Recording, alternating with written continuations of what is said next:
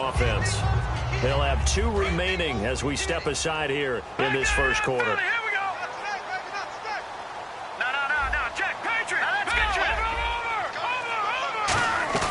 The play action fake. They'll look to throw. That is caught right at the 10-yard line.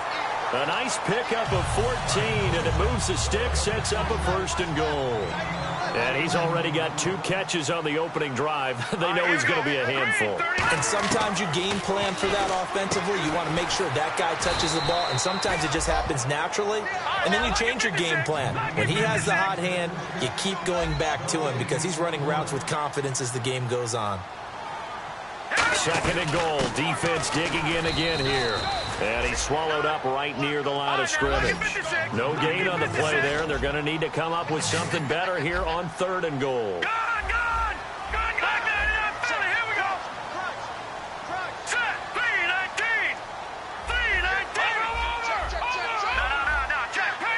An extra defensive back on the field here for 3rd and goal. Out of the gun, they'll look to throw. Into a double team, and it's intercepted. Picked off by Dayon Buchanan. And a big turnover there as his guys will get the football back.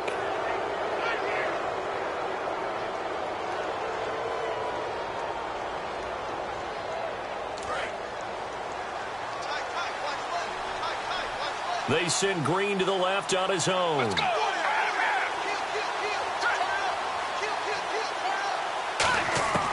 They'll come out throwing here on 1st down. Goes underneath for Bell. And he's going to get this one across the 30-yard line. They pick up 12 on the play there, and they move the chains. So many times you hear today's NFL described as a space game. Get your best players into space with the football in their hands. That's why sometimes you just swing it out. And no escaping this time as he'll go down. They got him for a sack.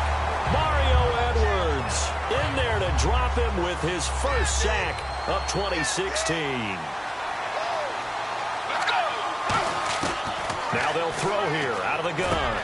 It's caught by Mike Evans. That one good for 17 as they're set up better now for 3rd down. Well, clearly one of his advantages as a passer is his height. Sit back in the pocket, fired over the middle. That makes things tougher defensively, doesn't it? It really does, because your goal is to move the quarterback off his initial spot when he gets his drop back completed. But when you have that type of height, he can stay in there if he's willing to take the hits and just fire over the top, which saves him time and actually completes a play a little bit quicker than it normally does for a quarterback who has to slide and find open space to throw. He went full scale, loose, flexible, finding a way to catch the ball in some traffic for a key 1st down. A really nice job of adjusting to the ball in the air. Not the most accurate of throws, but able to adjust and make the grab. Mike Evans, the one he was looking for. And that'll bring up 2nd down. And the offense on the field for the first time today, and they were high-powered a week ago. And they're beginning to believe that they've established a groove. They expect those type of performances each and every week. Running it, throwing it, they're precise. Complete over the middle to Hardy. The reception good for 7. It's 3rd down. And here comes play number 6 on this drive. When you see zone defense and you know you've got a drag route on as your primary call, you got to be really careful as a passer about how far you let your guy go, because he might wander into some tough coverage. And he gets it to the 32. Good enough for a 1st down. And they're on 3rd and short. They just tried to spread the field. It worked. And I think that the spreading of the field, the extra receivers, has really become the next in the evolutionary chain in the NFL. Go all the way back in that situation, you're handed to the fullback, right? As we evolve, maybe you pitched it to your tailback. Now you spread the field, and you have your choices of where to throw it and complete it for a 1st down.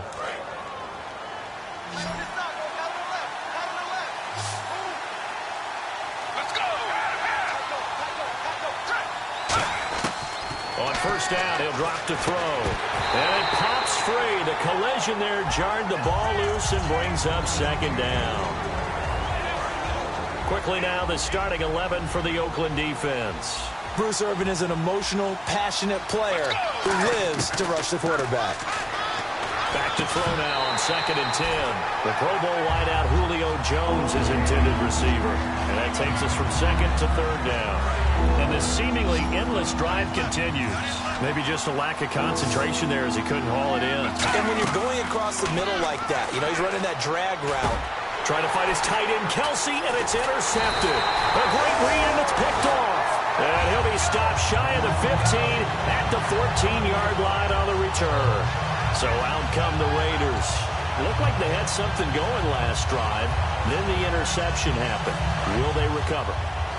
The memory they need to keep with them is that they did have something going. They were moving the ball on offense, had a nice sequence going. Don't worry about the other part. You can't get that back. Let's go back to what you were doing well before. I thought you were going to say they need to have no memory, but remember the good part, forget the bad. I like that even better. Well, they certainly got dented with that first down run, so now they've got to be back on their heels a little bit as a defense. They'll run it now out of the gun. And he's able to get up here to the 26. Smart approach there, using the run to pick up the first. That was a defensive setup they prepared for this week, knowing that keeping it on the ground was the best way to attack it. And that means also that they're able to read them pretty well.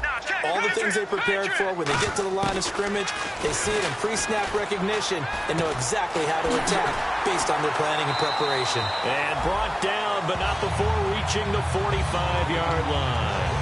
Quarterbacks love slant routes because the receivers are breaking right into their line of vision, and receivers love them as well because they're getting the ball on the move and able to catch it and try and get upfield and gain additional yardage. He'll drop to throw. Over the middle here, it's Hilton. And he's brought down.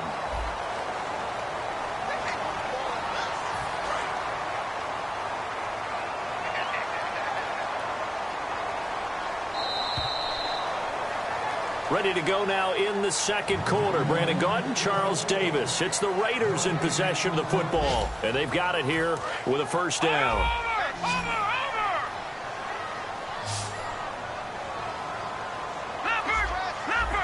They isolate Hopkins on the left side.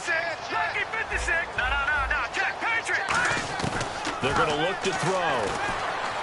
And the catch made by Hilton. And he'll get it down here to the 43. It'll go as a gain of 9. And the Raiders are going to have a first down. Some think the teams really won't throw a slant route unless you have a receiver that has a lot of stature to him. But sometimes the little guys, they get lost in there. People can't really locate them, and they run that quick cut on the slant, and oftentimes they can turn it into big plays.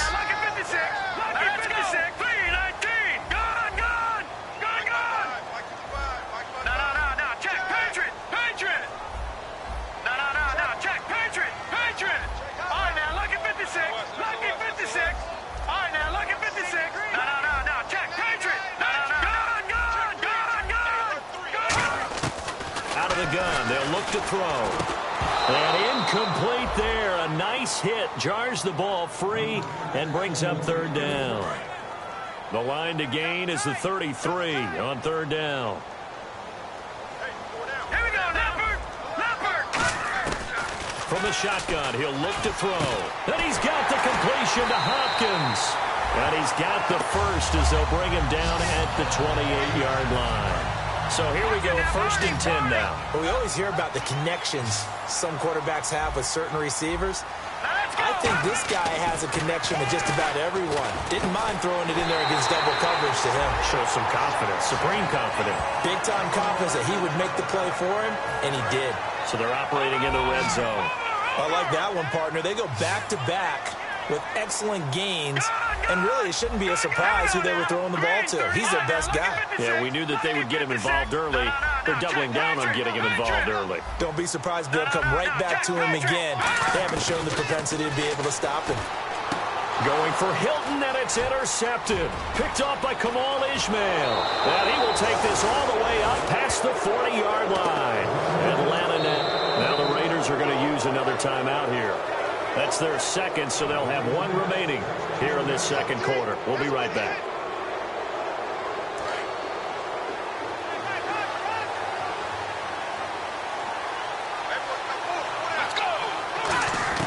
They go back to the air here after the INT. And Jones has it over the middle. So a good spin move there before he's taken down. A nice little gain. It's a nice completion, a little bit of run after catch as well to create the yardage that they got. But it is so tough to cover that route, the drag route, because they run it at varying speeds. Because the key is to create hesitancy on the defender's part. Always so empathetic for those DBs, aren't you? Got a man, it's caught inside the 10. A big-time play there for the Falcons. 41 yards. The last drive he threw the pick, but he's not shy. He's going downfield again there. And you can't be, because if you back off after throwing an interception, your whole game plan just goes right out the window, and it makes things easier for a defense. And you and I both know there's a quarterback in this league that's any good that doesn't throw an interception occasionally, and they usually bounce back in a big way. I've seen guys throw 5 and still find a way to win the game in the end. And he gets halfway home from the 4 down to the 2-yard line. His path became similar to almost running a stretch play, didn't it? Trying to find a crease, anywhere to put his foot in the ground and cut back. It just never materialized.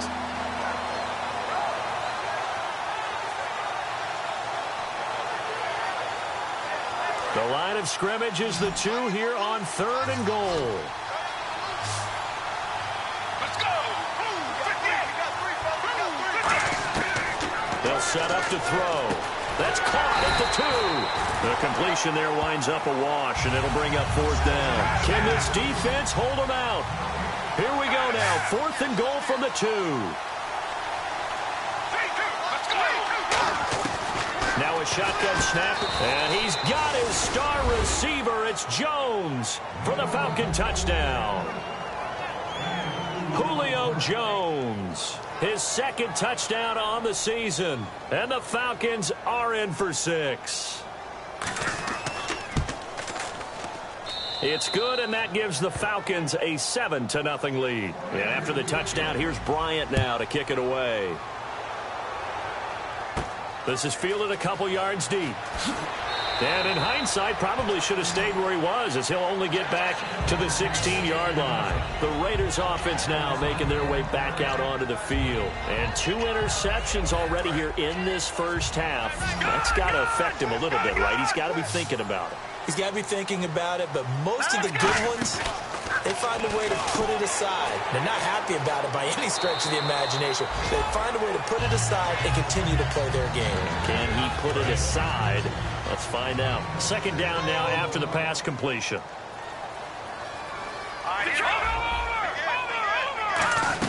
They'll run it now out of the gun. And he's going to be met at the line of scrimmage and taken down. 2 minutes remain here in the first half. We'll come back to Oakland after this. Single receiver. Hey, you're on an island over there. 3rd and 5. And now a timeout defensively by the Falcons. It's just their first, so they'll have 2 remaining here before we get to halftime. And for the Falcons, 5 men in the secondary, now on 3rd. Watch it now, Barney. They'll drop to throw. And for the 3rd time here in this half, it's intercepted. And he takes this one back into the end zone, and the Falcon defense has a touchdown. I don't know who all is to blame there, but I love seeing pick sixes. Nothing like seeing someone pluck it out of the air and go the other way and see people try to change directions. Hard to do. So they throw the pick 6. They'll get another shot at it now as this one's in the air. This is fielded at the goal line. And he'll take it a yard or so past the 20, call it the 21-yard line. The Raider offense now making their way toward the huddle.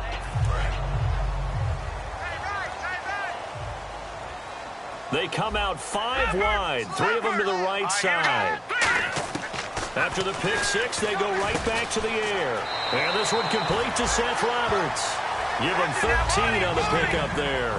And that'll be good for an Oakland 1st down. And they're going to speed things up here.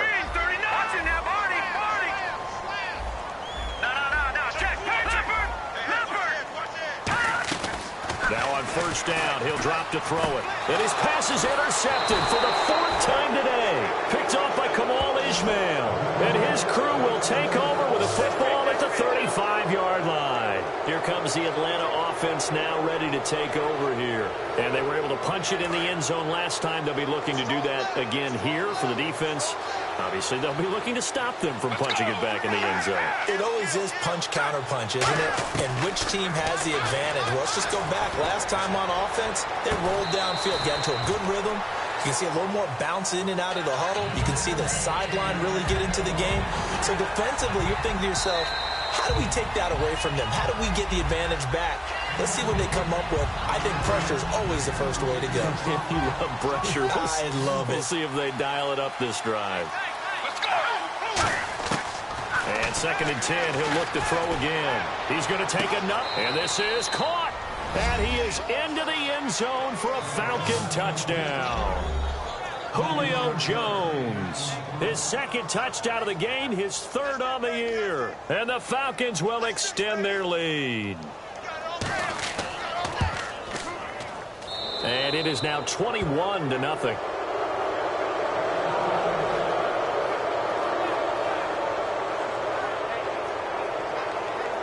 And after the touchdown, here's Bryant now to kick it away. That's fielded in the end zone. And this will be a touchback. And as we saw in Week 1, the new rule, this one coming out to the 25-yard line. The Raiders offense now, they trot back out. And following the interception, just any interception, are you a little bit more cautious when you start that next drive? Or no, you just throw that out. Nowhere to escape, and he goes down. Brooks Reed in there to drop him, and it'll be a loss of about 8. I don't care if you're taking it in round 1, you're undrafted, whatever. As a rookie quarterback in this league, you're going to have games where you face adversity like this. Lessons. All the time you're going to face these lessons. The key for this guy is, will he be able to bounce back in the next one? Because right now, this has not been his game. Now on 3rd and long, they'll look to throw. And he fires one, but incomplete. Well, they've had a pretty front.